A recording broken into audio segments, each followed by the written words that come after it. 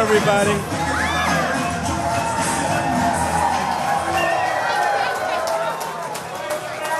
Thank you so much, everybody. And Sarah, thank you very much. Is she great? How good is she? She's a special. There's a lot of people here. Thank you very much, Sarah. We landed, that snow was pouring in. It was so beautiful. In fact, I thought we were landing in Alaska. I was going to tell Sarah, we've got you home in Alaska. This is beautiful. And I want to thank everybody. Such an incredible turnout. We've had really amazing turnouts, and we're doing so well, and we're so proud of it.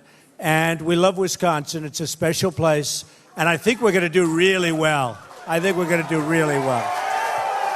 Really well. Look at these young people. You know, something I said on the way up, and I was saying it before, that I'm self-funding my campaign. I'm putting up my own money. I don't know if it's worth it. I'll let you know in about a year from now or less. But I think it means a lot. And the reason is all of these people that I'm running against, and that includes the Republicans and the Democrats, they're not doing it the way I'm doing it. When Hillary gets money from the oil industry and all the other industries, when Kasich gets money from the people he's getting money, they totally control him, believe me. When Cruz, Lion Ted, when he gets money, believe me, Lion Ted, Bible. He lies. I never saw a guy lie like him. I've met a lot tougher than him, but I've never seen anyone lie like Lion Ted.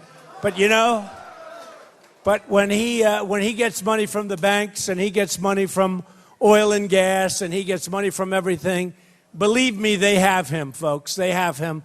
I get money from me. I really am here for one reason, to represent you. To represent you. Believe me. And it's so great. When I come to places, and I like the little thing in the round, I told my people, they said, let's keep them smaller, because, you know, we had protesters, right? So they said, let's keep them smaller. This way we can check everybody that comes in. I said, yeah, but I like the big. I like the big. Do you know we have 5,000? Where's the mall here? Where's the mall? We have 5,000 people in the mall. So I told my people, enough with this stuff. Let them have protesters. Who cares, right? Who cares? We have 5,000 people on the other side of the wall, and I feel so guilty. We love you. Let's all say, we love you over there. But you wouldn't swap seats, I guarantee you that. So, and I hope you can hear well back there. Can you hear well? Everybody? Good. Thank you. And can the mall hear well? Let's see if we can hear him. Can the mall hear well? I think they can hear well. I hope they can. Anyway, this is amazing. So look, I'm doing this to make America great again. That's our theme, all these hats. Look at all these hats. But we're doing this. We're doing this to make, look at that guy, stand up. Look at this guy. Do I look like that? Can you believe it? Can you believe? Look at that. All right. Well, I think it looks great. I like it. Good job. But you know, it's a simple, it is. It's a simple, beautiful theme. Make America great again. We have so many problems. We're doing so poorly, far worse than you understand. And in Wisconsin, you know, I know the numbers. The governor gave me a plaque a year ago when he thought I liked him, and I do. He's a nice person. He came up to my office. He gave me a plaque. I bet he wished he had that one to do over again, right? I think I'll have to show that plaque before I leave, right? I keep saying, no, let's not bring it. I should have brought it for this group. But I'll do it somewhere before the time I leave. I'm going to be here right till the end. We're going to be here right till election. And I think it's going to be an amazing couple of days. And I can tell you, I think we're going to win. I really do. I think we're going to win.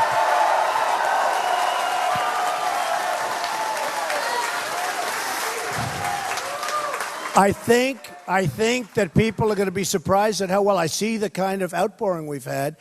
And somebody else, I won't mention the name, was here not so long ago, and they had 300 people. And we have 5,000 out there and, thousands in here. I don't know what it is, a couple of thousand at least.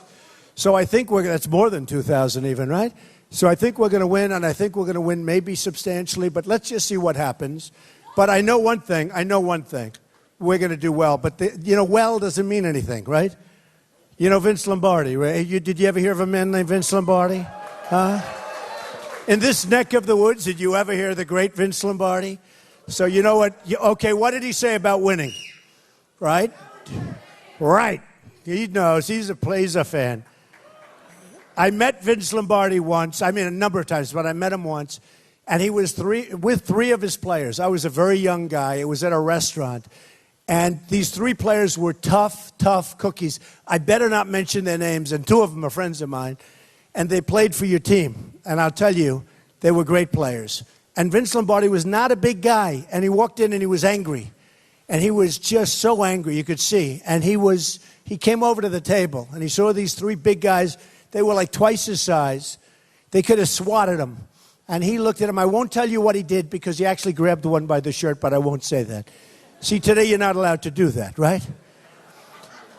And then he left. He gave him a little bit of a earful. And then he left. And I want to tell you, this big, strong friend of mine, he weighed like 250 then, which 250 then is big. That's like 310 now, right? This was a long time ago. And he left, stormed out. And this guy was sitting here shaking.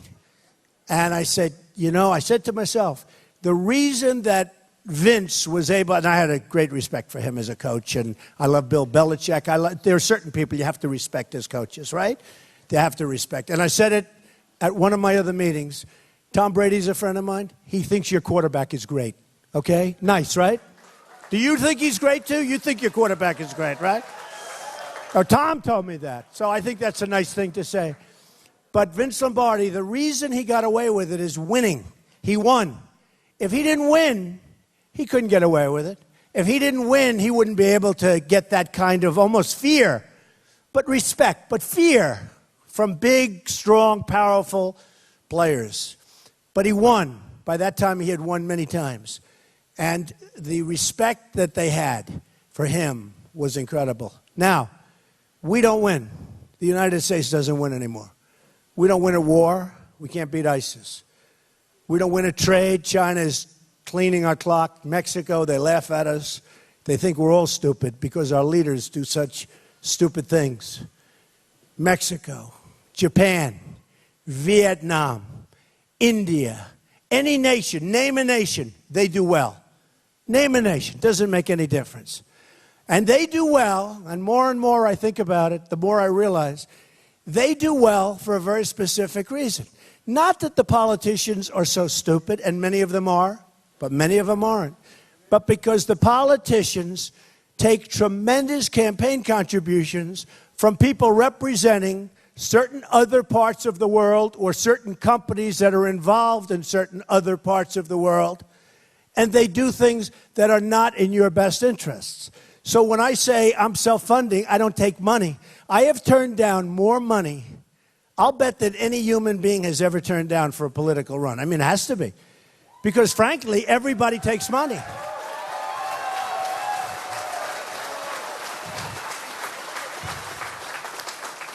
And when you think of it, not a big deal, because everybody takes money. For years, probably, I don't know, I may be wrong about this. I would say the only one would be Ross Perot, right, many years ago. That was a long time ago.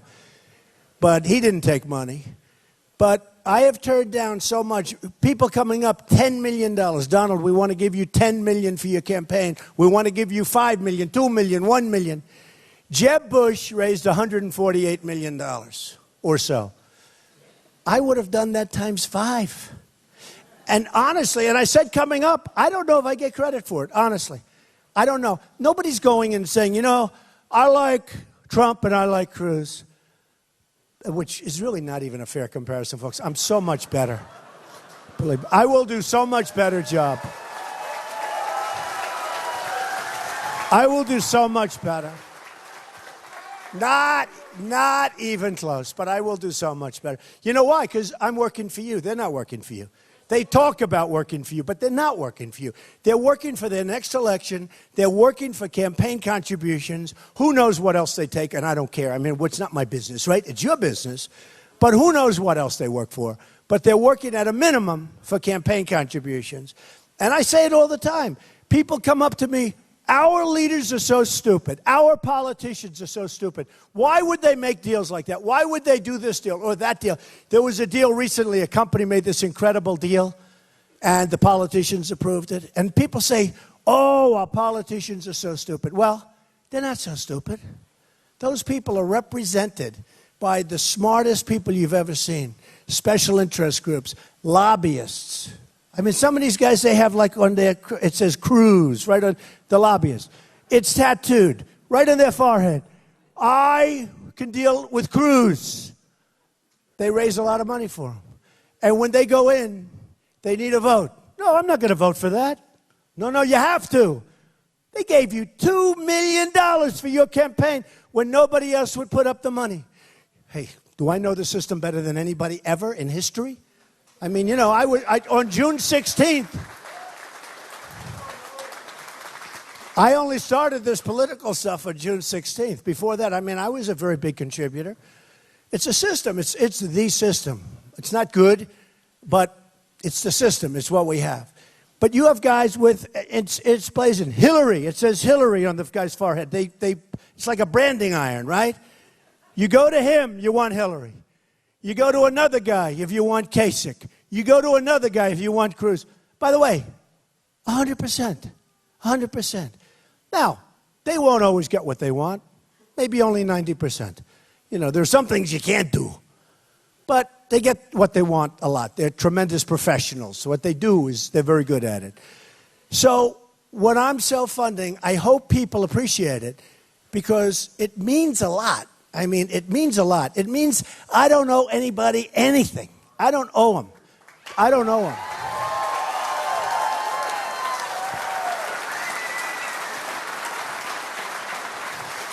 And I said on the way up, you know, so far I've invested $35 million, maybe 40, I don't know, something like that. My money. My money. And you know what? It has no impact on me, which is lucky. I built a great company. By the way, you saw I filed. I built an amazing company, tremendous cash flow, some of the greatest assets in the world, worth over $10 billion. And I started with really just a very, very small loan and built a great company. Some of the great, great assets, tremendously low debt. And the reason I tell you that is that's the kind of thinking we need in our country to solve many of our problems. Many.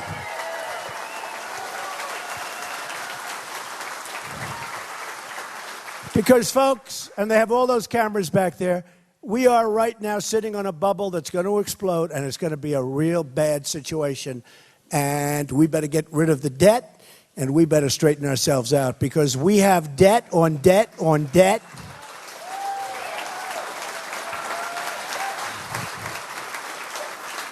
And one of the things, we're going to talk about a few of those things because it affects you very much. And I know you have a lot of small business owners here, probably a couple of big business owners here. But we have to get rid of it. We're going to start with Obamacare, too. Obamacare is a killer for you and for the country. It's a killer. Obamacare is too expensive for the country to afford, and it doesn't work. By the way, for you, it doesn't work. For anybody. You go 45, 55% increases this year. People are telling me they've never seen anything like it. It folds. It closes up. Obamacare in the year 17 will close up. You can't make it. So when you have it, just remember it's no good anyway. But we'll terminate it far before that, and we will end up with a great, great health care plan that will cost you less money and be much, much better.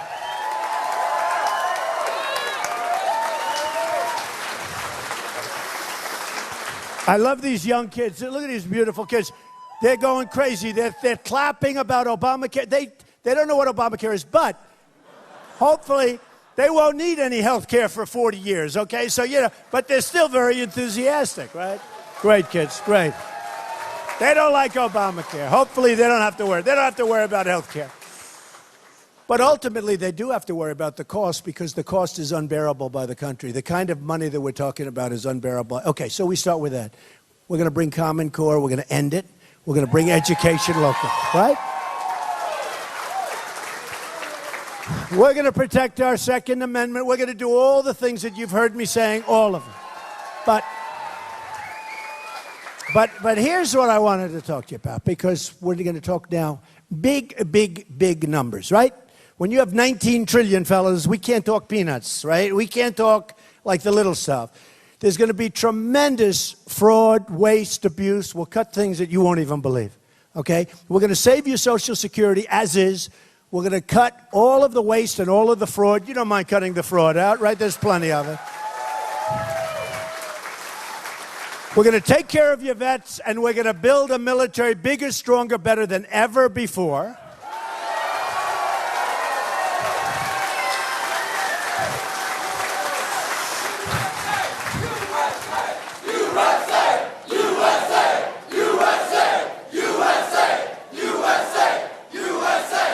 Beautiful. Great. Isn't that great? When you see young people like that, that's so great. Oh, they're going to be very successful. Don't forget, they're after our jobs pretty soon. Hey, the problem is we're losing all our jobs. They have no choice. They have to take it away from us. That's all right. You'll treat us nicely, though, right? You'll treat us. That's the next Trump. Bigger and better than Trump. Not even a contest. All right. Good luck, kids. We think it's fantastic. What about the one in the middle? You going to be the most successful of them all? Beautiful. Great. Great job. That's what we love to see. That's what we're fighting for. My daughter Ivanka just had a beautiful son. And ultimately, that's what we fight for. That and the grandchildren and all that. We're gonna turn this thing around. We're gonna turn it around fast. So let's talk about a couple of things that are big dollars. So we are the police department for the entire world. And the entire world, many of these places that we're taking care of are very, very rich. We take care of Saudi Arabia. They made $1 billion a day when the oil prices were up. Now they make a little less. Okay, big deal. What? And the imports. He's right. He's right. You never know. Is that a protest or is he on our side? You're right, though. But we take care of Saudi Arabia. Now, nobody's going to mess with Saudi Arabia because we're watching them. They're the richest, one of the richest. I mean, they have a fund that's so big, nobody's ever seen a fund like that, right? They have oil pouring out of the ground. They have very high oil, very high quality oil. They have very expensive oil, and they have very cheap oil to get. So they make nothing but money. If it weren't for us, they wouldn't be there very long. And I do business with the Saudis. They're good people. They're fine. Everyone's fine. But we're losing a fortune, okay? And if we had a person like me, like a few people in this room, maybe some, not all, right? We have to know our strengths and our weaknesses, but you have some people in the room who would do a great job. You have other people that wouldn't do so good. They'd do like the people that we have right now. Nobody could do worse. That's the only thing I will say. So we're protecting Saudi Arabia. They're not paying us a fair price. We're losing our shirt, okay? You know, we have military bases that we pay rent on. Why? Why are we paying rent? We're protecting and we're renting land. Why are we paying rent? Why do we have any rent? But I'm not even talking about rent. I'm talking, that's big numbers, but I'm talking about really big numbers. So Japan, great country. They make the cars, they sell them. You know, we have an imbalance with Japan like you wouldn't believe. Billions and billions of dollars. They sell us cars, we sell them practically nothing by comparison. They call it a trade imbalance. They're like up here, we're like down here. Okay, one of the great imbalances of all time. I was in Los Angeles, I see these massive ships come in. It's like NASCAR. You know, by the way, the owner of NASCAR and a lot of the drivers, they endorse Trump. You know about that, right? We love NASCAR. I love NASCAR. Brian France, the great Brian France. And they do a great job. Thank you, man. They do a great job. But they endorsed. Brian came up. He said, I want to endorse you for president. I said, boy, that's cool. And he did it like in North Carolina. Good place to endorse, right? North or south. And it wouldn't be bad up here either, but we have it. And we have so many, not only Sarah. We have Jerry Falwell Jr. from Liberty University. We have Joe from Arizona, Sheriff Joe. How about Sheriff Joe? Okay. Chris Christie has been fantastic. He's been great. We have Dr. Ben Carson, who has been amazing. Been amazing. What a great guy.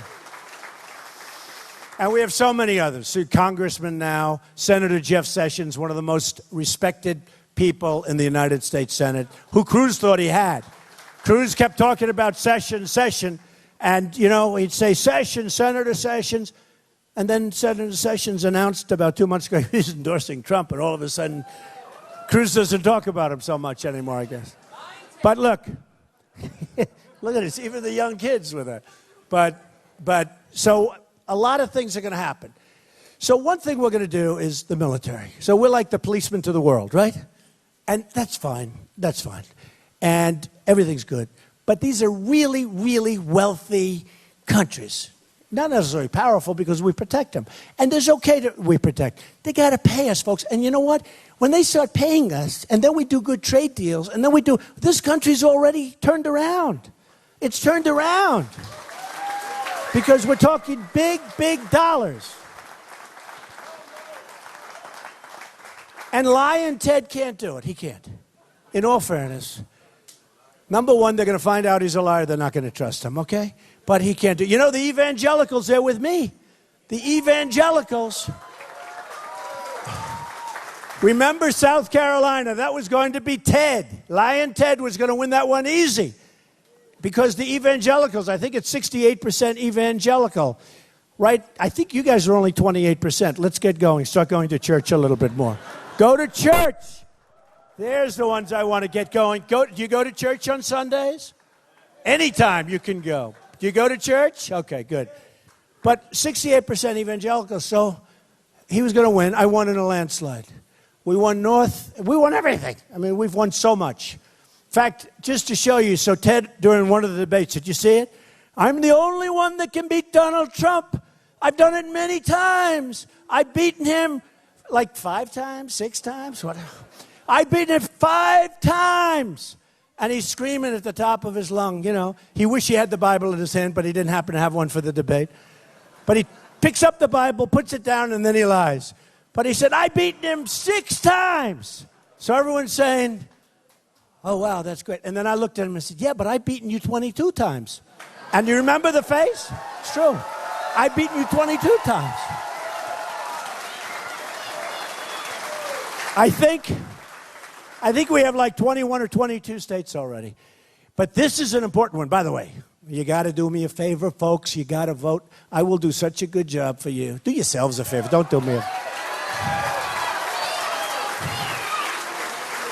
You're probably doing me a favor if you don't vote for me. I'll go home, I'll relax. So many people have asked me the question. This morning I was interviewed by a very good radio guy, not the whack job that interviewed me. His name is Sykes, and a couple of them. Oh, he's the worst. It's true, there was actually a good interview, but he only plays one little half a sentence. Listen to the whole interview. Everybody that listened to that show would vote for me, believe me. And most people would say, oh, let's hang up now. Don't hang up. You take on the enemy. You take them on. You absolutely take them on. But remember, but he's not a very talented guy. He's not a very smart guy. But the guy that interviewed me today was a smart cookie, a radio host, a big one, and national. And he interviews me, and at the end he said, we're on the phone. It's early Saturday morning. And I said, just before I left for here, I said, thank you very much. He said, Mr. Trump, could I ask you one final question? What? You're worth a fortune. You have a beautiful family. You can do anything you want. Why are you doing this? Why would you do this? And that question has been asked of me more than any other question other than student debt. When I'm around the students, I get tremendous, they're choked up to here, and then they graduate, they can't get a job. It's a serious problem. But that question gets asked to me so much. And I said, you know what? I've been so lucky in this country. I've done so well. I've made so much money and had such success and enjoyed my life. And I have hopefully some really good years left.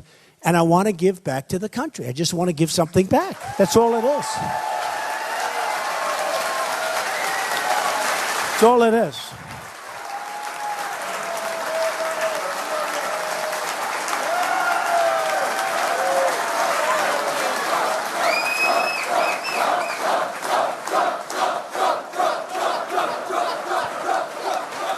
Thank you. And our theme, Make America Great Again. Folks, we're going to make it so great. But here's what I want to explain. We always have a problem. It's a problem in translation because the press is so totally dishonest. I mean, you have no idea. No, you have no idea. It's amazing how smart the people are. He's saying you got that right. Look, the people get it. They are really, really dishonest. They'll put like 1/10 of a sentence in. They'll cut you off. And worse are cameras.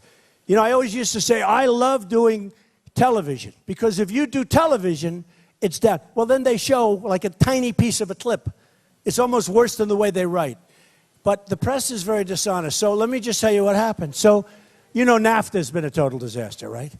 It's drained businesses. Well, now we have a new one called TPP, Trans-Pacific Partnership. It is so bad, it's worse than NAFTA. It's worse than NAFTA. It will drain Wisconsin. It will drain the United States. We're doing it with various countries all put together, a 7,000-page document that I almost guarantee you nobody in our country has ever read, and those countries from Asia mostly are all, every word is like studied and analyzed, and we just sign it. First of all, we shouldn't sign with 12 countries. We should sign 1, 2, 3, 4, and we reward the good countries. This way the bad countries come in and they take advantage of the good countries. It's too complicated. It's a stupid deal. Ted Cruz is totally in favor of it because people want him to be in favor of it.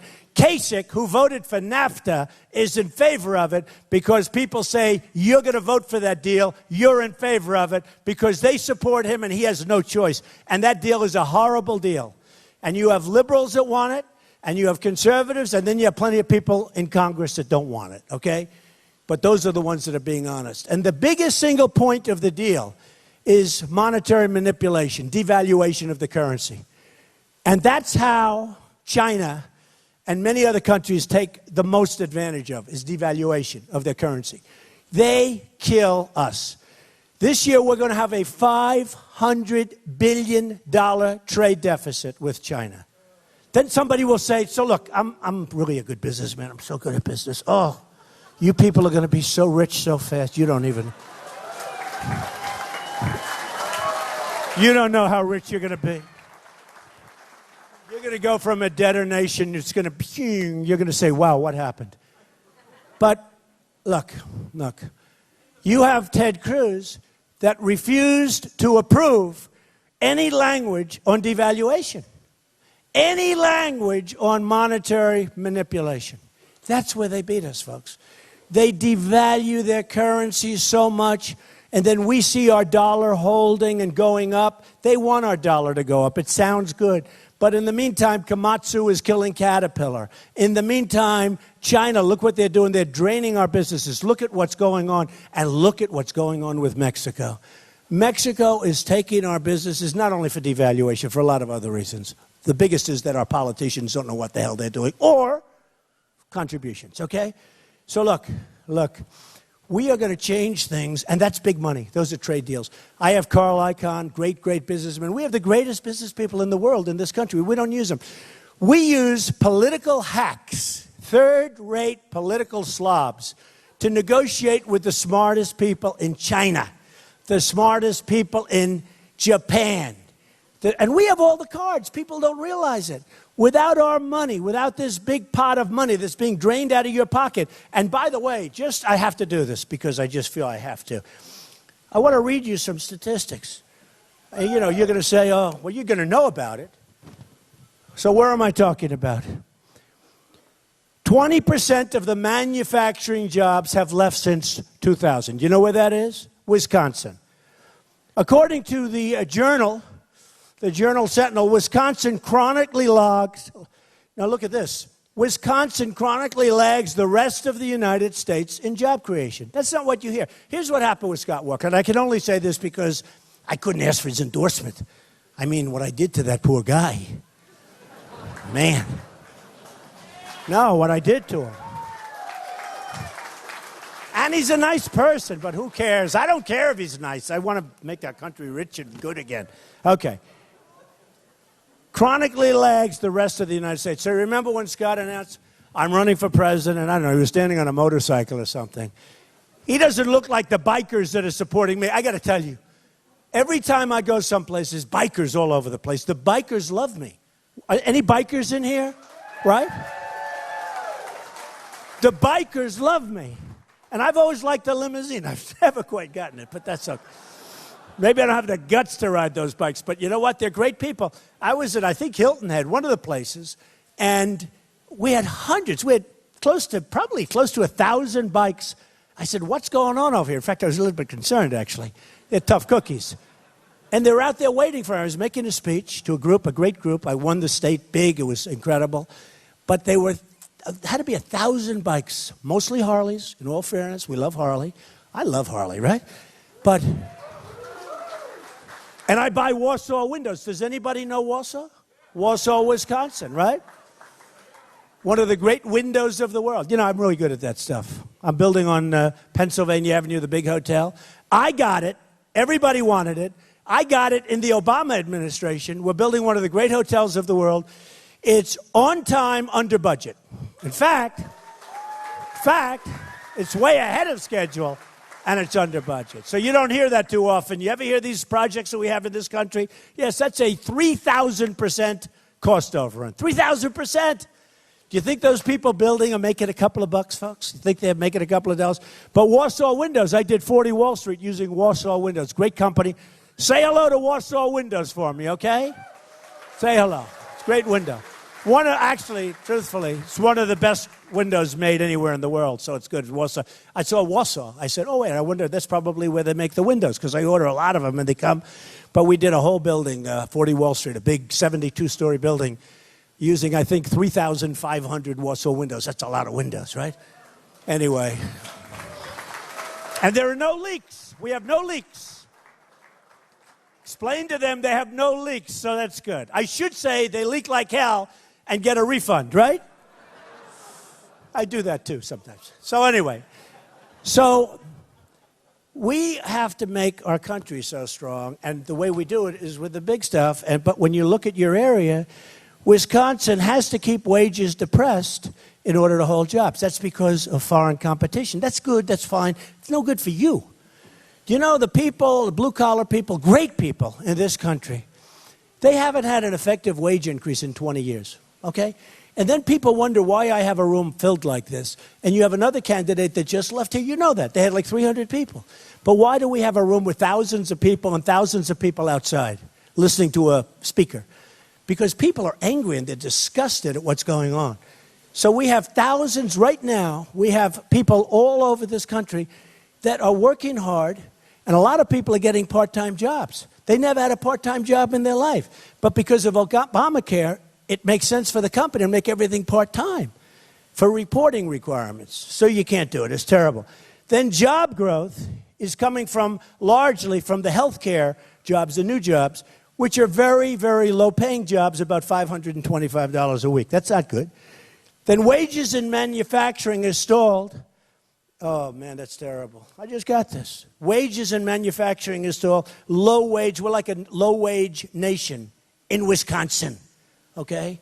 And I've heard this. Household income has had a major decline. This is Wisconsin. By the way, this is largely the country, just so you understand. Large decline in household income, and that took place since the year 2000. So since the year 2000, you've had a decline. Now, and Wisconsin's just in the middle of the pack. So, and I only say that because you have a governor that endorsed him, and people like the governor, so do I. So he gave me a plaque. I think I gave him $50,000 or $100,000. You know why? Because he was he was fighting. When I said, give him some money, call me up. What the hell difference does it make? If I didn't run against him, here's the case. I think I gave him $50,000 or $100,000, and he ran. Now, let's say I didn't run against him, okay? And let's say I wanted something in Wisconsin. And I call him up. Governor, how you doing, Governor? Remember me? I gave you $100,000 a couple of years ago when you called. Listen, just out of curiosity, I want to build something in Wisconsin. Do you think he'd be happy about it? I think so, right? But that's the way. I mean, I don't know if it's good. I don't know if it's bad. But believe me, it's wrong because it's wrong for the people. That's why when you see people haven't had an increase in wages countrywide, nationwide, the blue collars, they haven't. Now, Wall Street's doing fine. I know the Wall Street guys so well. Many of them I don't like at all, okay? They have carried interest provisions. They have provisions that nobody in this room even understands or wants to understand. I understand them. We're going to end it, folks. We're going to end it. because they're doing well. I'm doing well. I'm doing well. I don't want to do that well. You know, I don't really want to do that well. It doesn't matter. Somebody said, oh, well, what would you do? Would you run your business? Somebody said, would you run your business and be president at the same time? Are you kidding me? No matter how good a business, what this is an opportunity that is so awe-inspiring to be president of the United States, to make our country so strong again. Because we have to make it strong. We have to make it rich. A woman said to me, Mr. Trump, I love you. I'm going to vote for you. You're great. But please don't say you're going to make our country rich again. It doesn't sound good. I said, you're right, but I have to say it. Because if I'm not going to make the country rich again, you're going to start having your Social Security cut by Cruz and by Kasich. You're going to have lots of problems with your Medicare. I'm giving you a huge tax decrease, by far the biggest. You know, coming up, Sarah said she heard a great ad. And it was an ad that I put on. And I don't do that much ad. You know, that's why I'm at 35. I spent 35 or 40 million dollars. And other guys have spent 150. I mean, Jeb had 148 million. I'm number one. Will anybody ever forgive me for that term? That term is a killer. There's a lot of terms I made up. Isn't it nice? I've had 17. I'm down now to the 2 leftovers. Think of it. I've had 17. 17 people. And now we're down to 2. Isn't it nice when you think of it? Wouldn't it be nice?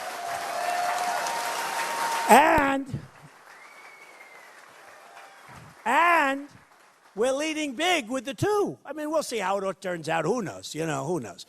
But Wisconsin's very important, because if I can win Wisconsin, you people are going to have low taxes. You're going to have jobs. We're going to bring jobs back. You're going to have your pick of jobs. You're not going to just take a job because you have no choice. You're going to bring jobs back into this country. We're not going to have places moving to Mexico like Nabisco and Ford and all these places. They move into Mexico. You saw Carrier air conditioners 2 months ago. They're moving into Mexico. They're not going to happen. You're not going to have Pfizer moving to Ireland. I'm telling you, our companies are all leaving. And they're leaving because taxes are so high and environment isn't good and regulations will knock out the regulations. Because a lot of you people, who's troubled by the regulations in this country, right? It's terrible. I have friends that are farmers. They can't even farm their land. The regulations, they spend more on regulation than they do on how to shovel it out of the ground. So we're going to end all that. We're going to end all that. But it's so important. So here's the thing. We've got to go out. We've got to vote. Let me give you one other item because I think it's so, so important. So I've been criticized. Did you hear today where they're saying nuclear? Now, I've been a businessman, and I've had a lot of common sense. I made a lot of money against China, tremendous deals against China. They can be beaten, folks. They can be beaten. I'm talking on trade. They can be beaten. They're fine. I like China. I love the people. They can't believe what they get away with. Do you know the richest people in China, friends of mine, they say, Donald, we can't believe what we get away with. Now, they said that before they knew I was running for president. Now they say, I never said that. But they said it. They can't believe it. But I'll tell you, big league. They said today, coming up, I'm watching television, I'm saying, wow, isn't that terrible? They were talking about nuclear in my statement. Japan should have nuclear.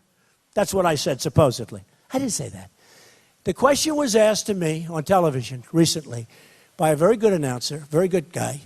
He said, what about NATO, right? Now, in all fairness, I've been an entrepreneur, really good entrepreneur, but for a long time. Nobody ever talked to me about NATO. Nobody ever talked to me about many of the things we talk about now. But I know something about NATO, and I have a lot of common sense. I said, here's the problem with NATO. It's obsolete. Big statement to make when you don't know that much about it, but I learned quickly. But I knew it was true. It's 68 years old. It was formed to look over the Soviet Union, which doesn't even exist anymore. And I know what happens. It gets big and bureaucratic. I said, it's obsolete, and we pay too much money. Now, when I made the statement, I thought I read it somewhere. But when I made the statement, it was really a statement that a lot of people said, like, how would you know a thing like that? So it turns out that it's even worse than anybody would have thought. We are paying so much money, 28 countries. We're spending so much money disproportionately, the United States, which is you, all of us. We're not talking about small money, folks. We're talking about serious, serious money, okay? We're not only taking care of Germany, we're not only taking care of Japan, this, that, and so many, but NATO, many countries, and they're not paying their bills. And why should they? Because nobody asks them to pay. I'm going to say, pay up. You got to pay up. One of the early things I'm going to do and I'll do it nicely, I promise, I'll be nice, I'll be presidential. I'm going to be as presidential as I can be, and at the same time get the money, okay? You know, if you're too presidential,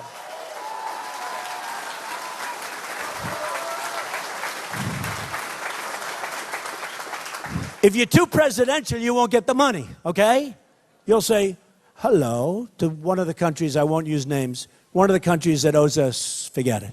Would it be possible to pay the money that you owe? No, we can't do that. Oh, that's okay, whenever you get a chance. No. No. I'm like a really smart person. I could be the most presidential president. It'd be boring, but that's okay. But look, we're going to get these countries to pay, and not only to pay, but to pay all the money they owe us for many years. We've been carrying these countries. Many of them are rich countries. Some aren't, but many of them have the money to pay. And then you say to yourself, what are we getting out of it? Now, you look at the Ukraine. I have friends in the Ukraine. It's great. They're great people. But we're always the ones fighting for the Ukraine. You never hear Germany and these other countries that surround. You know, you have countries, they surround the Ukraine. Do you ever hear them complaining? They don't complain. We want to get in World War III. You know, we're going to fight over the Ukraine. And you have the people that are the neighbors. I don't think they care, or they don't care much. But here's the thing. When I talk about armament and when I talk about protection and when I talk about the military, all of these countries, which is much of the world, that we're taking care of, they have to pay. And I don't want to be like a greedy person, but we're losing a fortune everywhere. We take care of South Korea. We have 28,000 soldiers on the line between North and South. The maniac. We have 28,000 soldiers on the line.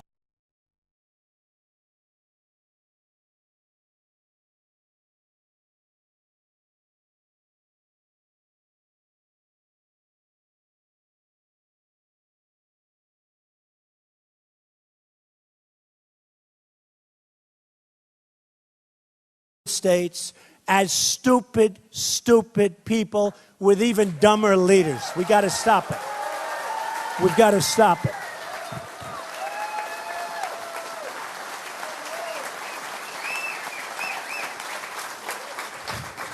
So Japan is a very big, very rich country, right? And we take care of Japan. And Germany, I mean, with the Mercedes and the this and the that, they're fantastic. It's a juggernaut. It's a phenomenal, powerful, rich country. Very rich country. And Saudi Arabia, I told you. Okay, so here's the story. Look, these people have to pay for our services. And what I said about Japan is this. We're protecting Japan from many countries, but we're protecting Japan from North Korea. And he's always talking about Japan, Japan, Japan. We protect them. We get a tiny fraction of what we should be getting. But we're protecting Japan. So I said something to the effect that I would see Japan with great respect. I get along great with Japanese. I have Japanese friends. They're great people. With great respect. You know, believe it or not, I'm a unifier. Nobody's going to think that. You will in 4 years. You'll say, that guy turned out to be a great unifier. Maybe 8 years would even be better, okay? But you'll start saying it in 2 years. You'll start saying it in 2 years. Believe me, you'll see a big difference. Because right now, we are a great divide. Right now, we have a man who's a great divider as our president, okay? He's a great divider. So I would say to Japan, you got to help us out.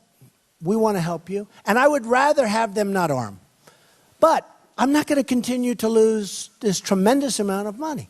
And frankly, the case could be made that let them protect themselves against North Korea. They'd probably wipe them out pretty quick.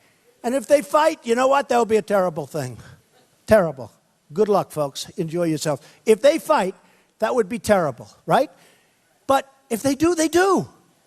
But we can't be the policeman to the world and have $19 trillion in debt going up to $21 trillion, and we're sitting on a bubble and it's going to explode and we're going to all end up you know where. Okay? Can't do it. So I said, I think very intelligently, because what did happen is after I made my statements about NATO, the next day, you saw it last week, Donald Trump wants to disband NATO. I mean, right? Look, she's smiling. Isn't it true? like I'm some kind of a dopey guy. I'm really smart, really, really, really smart. I know what I'm doing. I know what I'm doing.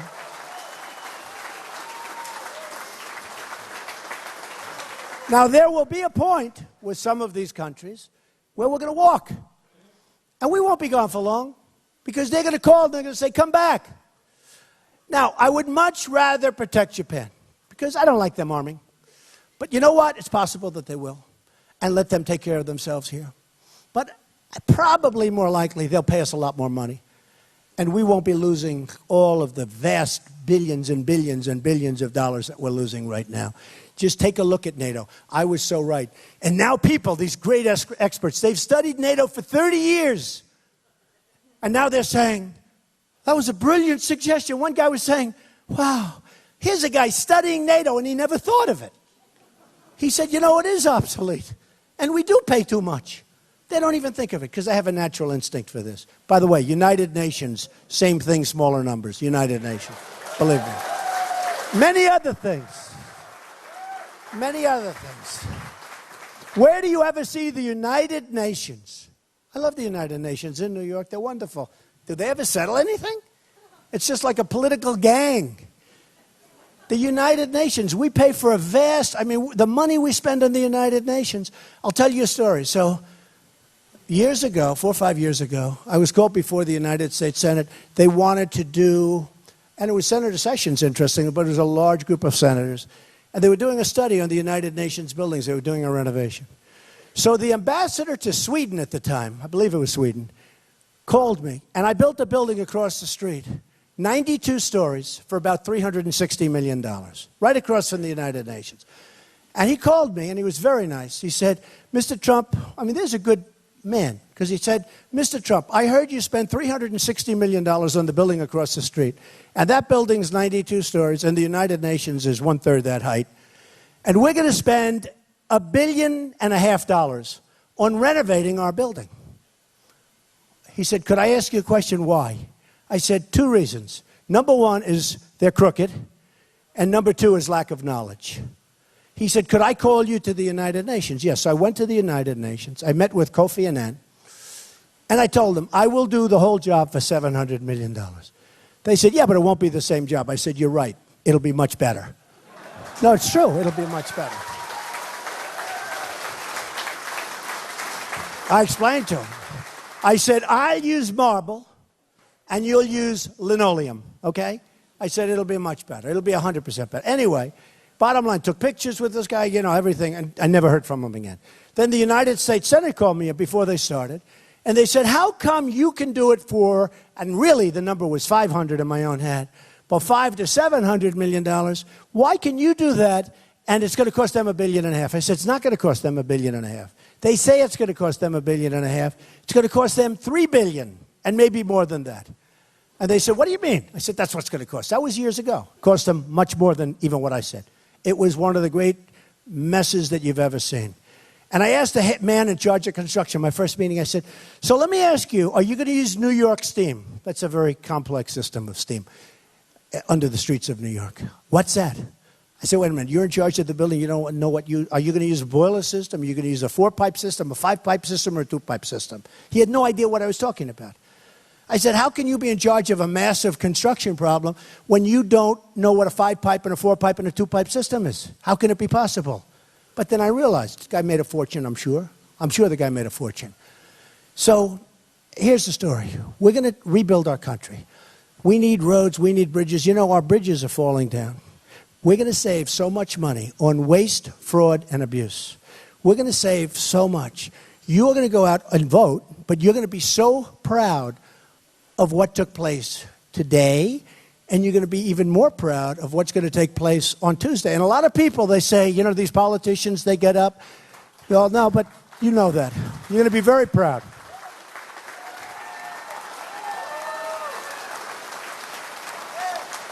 A lot of these politicians, they get up and they say, you're Americans. You're great, great people of our country. It doesn't matter whether you vote for me or whether you vote for my opponent. What's important is to get out and vote. I don't say that. I say, if you're going to vote for me, go vote. If you're going to vote for my opponent, don't bother, okay? All right? Don't bother. Don't bother.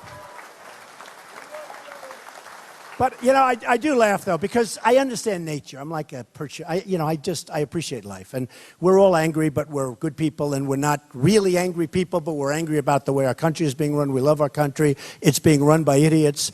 They have no idea what they're doing.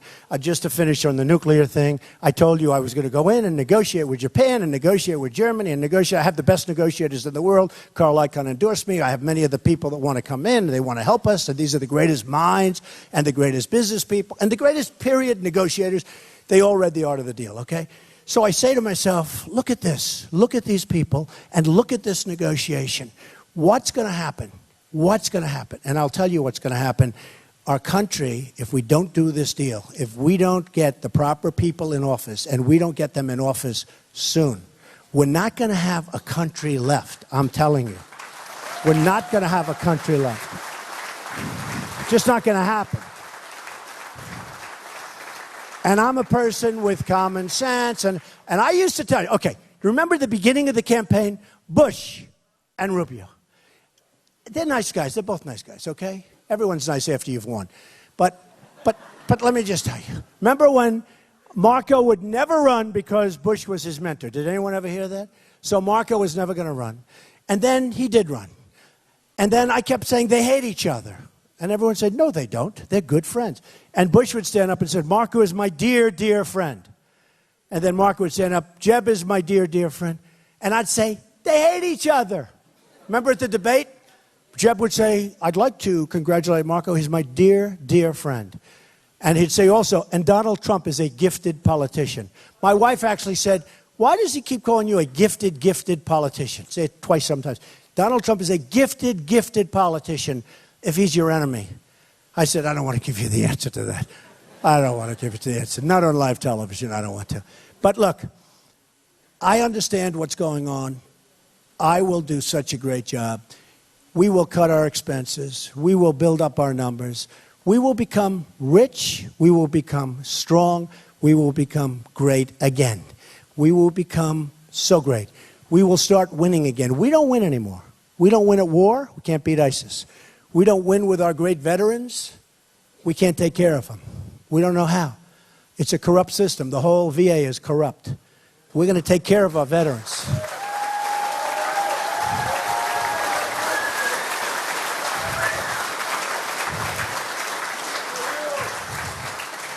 We're going to win with trade so big. We're going to have money pouring back in. We're going to have jobs pouring back into our country, folks.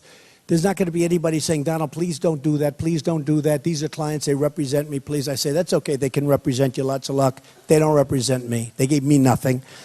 So we're going to have great things happen with trade, with China, with Mexico, with all of these.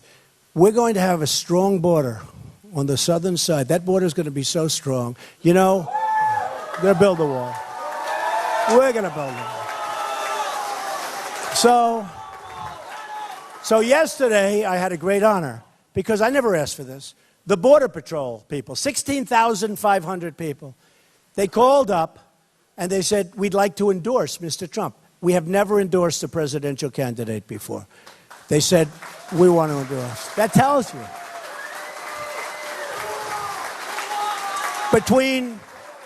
Between Sheriff Joe and the Border Patrol, we understand who's strong on that. We are by far the strongest on border. We will build a wall. Who's going to pay for the wall? Mexico! Who? Mexico! Now, Mexico, by the way, sure as you're sitting here, Mexico will pay for the wall. They have a trade deficit, we have, with them. $58 billion a year. Now think of it. The wall is, think of it, can you believe? That's not including the drugs that are pouring across the border. That's exclusive of the fact that our kids are being poisoned. Don't take drugs, okay? Raise your hand. Raise your hand. Come here. Raise your hand. Raise it. Come here. You know, this is what people ask, what do I tell? I said to my kids, no drugs, no alcohol, no cigarettes. Raise your hands, kids. I promise Donald J. Trump that I will never take drugs I don't want to say no alcohol, but take it easy on the alcohol, right? And you know what else? No cigarettes, right? All right, kids, come here. Come here. Come here. Okay.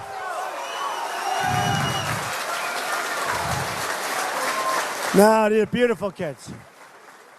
But you know what happens? Once you get hooked on the alcohol or the drugs, it makes your life very hard. And the one thing I can tell you, if you don't ever take it, you'll never get hooked.